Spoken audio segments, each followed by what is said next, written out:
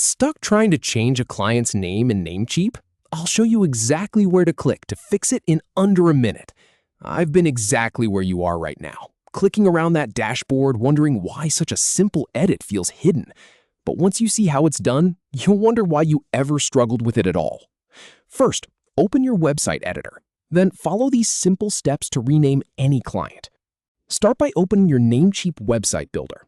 You want to look for the section where you edit or create your websites. It should be easy to find once you're logged into your account. This is where all your projects live, so it's your home base for making any changes. So now that you're in the editor, click on the client you want to rename.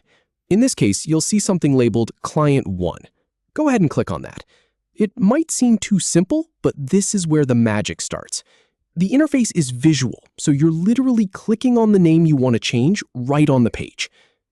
Now, pay attention to this one because it's the trickiest part.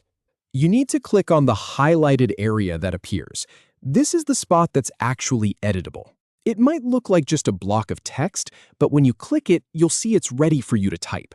I've seen people miss this and think the name is locked in place. It's not. You just have to click the right spot.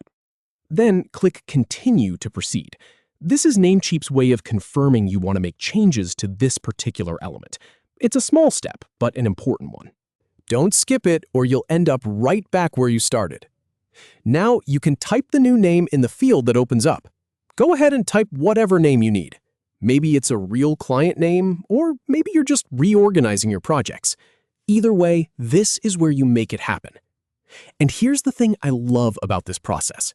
It's actually really straightforward once you know where to look. Finally, save your changes. Don't forget this step. I cannot tell you how many times I've made edits and gotten distracted before hitting save.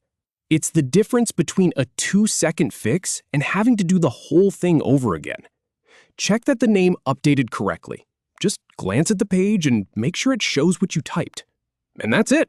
From feeling stuck and frustrated to updating client names in seconds. If this helped you out, give the video a thumbs up, and I'll catch you in the next one.